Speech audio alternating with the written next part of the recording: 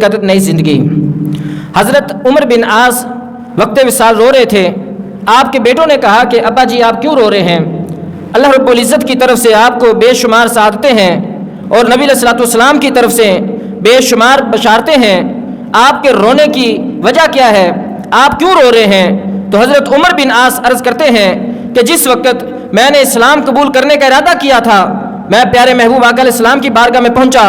اور جا کر اپنی رغبت کا اظہار کیا کہ یا رسول اللہ صلی اللہ علیہ وسلم میں اسلام قبول کرنا چاہتا ہوں۔ تو میرے نبی علیہ الصلوۃ والسلام نے جس وقت سنا، میں نے عرض کیا یا رسول اللہ اپنا ہاتھ مبارک آگے کیجئے، میں آپ کے ہاتھ پہ بیعت کرنا چاہتا ہوں۔ اب نبی علیہ السلام نے اپنا ہاتھ آگے کیا، میں نے اپنا ہاتھ پیچھے کھینچ لیا۔ اب حضرت عمر بن عاص فرماتے ہیں کہ جس وقت میں نے اپنا ہاتھ پیچھے کیا تو نبی علیہ الصلوۃ والسلام نے فرمایا اے عمر بن عاص تم نے خود کہا ہے کہ ہاتھ آگے کرو، بیعت کرنی ہے، اسلام قبول کرنا ہے، اب ہاتھ کیوں پیچھے کھینچا؟ اس کی وجہ کیا ہے؟ تو حضرت عمر بن عاص کہتے ہیں میں نے کہا یا رسول اللہ میں مشروط طریقے سے اسلام قبول کرنا چاہتا ہوں، میری ایک شرط ہے۔ تو پیارے محبوب نبی اکرم نور مجسم شفیع معظم صلی اللہ علیہ وسلم فرماتے ہیں بتاؤ تمہاری شرط کیا ہے، تم کس شرط پہ اسلام قبول کرنا چاہتے ہو؟ تو میں نے کہا یا رسول اللہ میری زندگی کی جتنی خطائیں ہیں، جتنے گناہ ہیں وہ مٹا دیے جائیں، میری زندگی کی خطاؤں کو مٹا کر میرے نامہ اعمال کو ستھرا کیا جائے، پھر میں اسلام قبول کروں گا۔ اب حضرت عمر بن عاص کہتے ہیں کہ جس وقت میں نے یہ کہا تو میرے محبوب آقا صلی اللہ علیہ وسلم نے ارشاد فرمایا اے عمر بن عاص تمہیں پتہ نہیں اسلام کہتے کسے ہیں؟ فرمایا کہ جب اسلام آتا ہے تو یہ اسلام کی اپنی شان ہے کہ رب ذوالجلال اس کی پہلی خطاؤں کو مٹا کے نئی زندگی عطا فرما دیتا ہے۔ اب رب ذوالجلال کا ہم پہ کرم ہے کہ ہمیں اسلام ماؤں کے دودھ میں ملا ہے۔ اب اسلام کے بعد ہم سے خطائیں ہو جاتی ہیں، غفلتیں ہو جاتی ہیں، سستیاں ہو جاتی ہیں، اب ہماری زندگی کے نامہ اعمال سیاہ ہو رہا ہے، مگر ہم اپنے گناہوں سے کیسے نئی زندگی حاصل کر سکتے ہیں؟ ہمارے پیارے محبوب آقا نبی اکرم نور مجسم شفیع معظم صلی اللہ علیہ وسلم ارشاد فرماتے ہیں کہ پھر جس وقت اسلام آتا ہے تو اسلام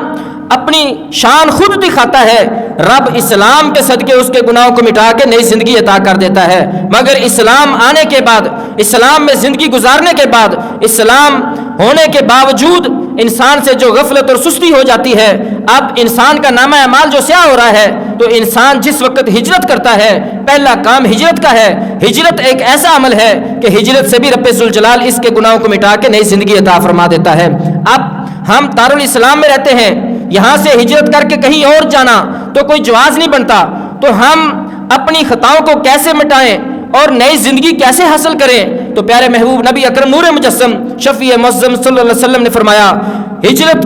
اگر تم نہیں کر سکتے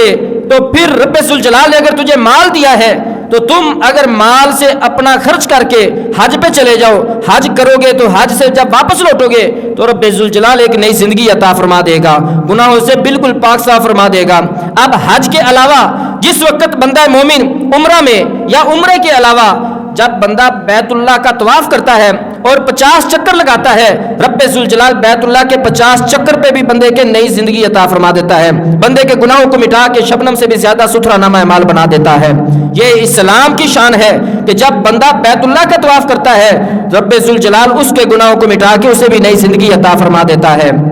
اب جس کو مال نہیں ملا، نصاب نہیں ہے، اب نہ وہ حج پہ جا سکتا ہے، نہ عمرے پہ جا سکتا ہے، نہ بیت اللہ کا طواف کر سکتا ہے، اب گناہ تو ہو جاتے ہیں مگر وہ نئی زندگی کیسے حاصل کرے؟ ہمارے پیارے نبی اکرم نور مجسم شفیع معظم صلی اللہ علیہ وسلم فرماتے ہیں کہ جس نے حالت ایمان میں ماہ رمضان شریف کا مہینہ پایا، اب ماہ رمضان کے روزے رکھے ثواب کی نیت پہ، تو یہ ماہ رمضان کے روزے اس کے گناہوں کا کفارہ بن جائے گا اور نئی زندگی عطا فرما دی جائے گی۔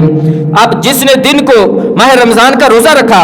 اور رات کو قیام کیا تو یہ رات کا قیام بھی نماز تراویح جو ہوتی ہے یہ بھی اس کے گناہوں کا کفارہ بن جائے گا اور اس کو نئی زندگی عطا فرما دی جائے گی۔ وہ کیسی زندگی؟ پیارے محبوب آقا فرماتے ہیں کہ یوم ولدتہ امہ، جس دن اس کی والدہ نے اسے جنم دیا تھا اس کا نامہ اعمال ستھرا تھا۔ تو سرکار فرماتے ہیں کہ جب بندہ مومن ماہ رمضان کے روزے رکھتا ہے اور رات کو قیام کرتا ہے خالق کائنات اس کو شبنم سے بھی زیادہ ستھرا نامہ اعمال عطا فرما دیتا ہے۔ اب رمضان کے بعد شوال کے بھی 6 روزے رکھے تو یہ شوال کے 6 روزے یہ بھی بندے کے گناہوں کا کفارہ بن جاتا ہے اور نئی زندگی عطا ہو جاتی ہے۔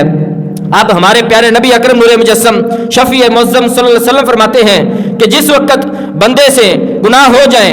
اب ماہ رمضان بھی نہ آیا لیکن بندہ گھر میں بیٹھا ہے, اب گناہوں سے توبہ کرنی چاہتا ہے اور نامہ اعمال ستھرا کرنا چاہتا ہے, نئی زندگی حاصل کرنی چاہتا ہے, اب وہ کیا کرے؟ اس پہ ہمارے نبی اکرم نور مجسم شفیع معظم صلی اللہ علیہ وسلم فرماتے ہیں کہ مجھے رب ذوالجلال کا دیدار نصیب ہوا اور میرے رب نے مجھے مجسم شفیع معظم صلی اللہ علیہ وسلم نے لا میں جواب دیا, تو خالق کائنات نے اپنا رحمت والا ہاتھ ہمارے محبوب آقا کے دونوں کندھوں کے درمیان رکھا, تو سرکار فرماتے ہیں اس ہاتھ کی ٹھنڈک میں نے سینے میں محسوس کی, اور جو کچھ زمین میں تھا, جو کچھ آسمانوں میں تھا, رب ذوالجلال نے مجھے علم عطا فرما دیا. اب رب نے پوچھا اے محبوب بتاؤ اس وقت فرشتے کیا کر رہے ہیں؟ تو میں نے جواب دیا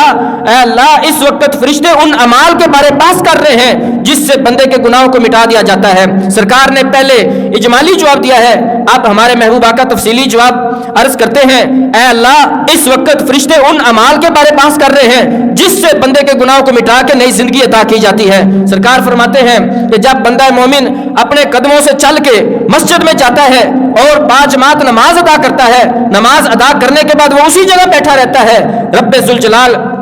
اس نماز کے عمل کی وجہ سے اس کے گناہوں کو مٹا کے نئی زندگی عطا کر دیتا ہے. اب اس کے ساتھ فرمایا کہ وہ اچھی طرح وضو کرے, اور اچھی طرح وضو کرنے کا عمل بھی ایسا ہے کہ اس سے بھی بندے کے گناہوں کو مٹا دیا جاتا ہے. ہمارے نبی علیہ السلام فرماتے ہیں کہ جب بندہ یہ کرتا ہے اور اس پہ ہمیشگی اختیار کرے تو سرکار فرماتے ہیں عاشا بخیرن ومات بخیرن, جب تک وہ زندہ رہے گا خیریت سے زندہ رہے گا, ومات بخیرن, جب موت آئے گی وہ بھی خیریت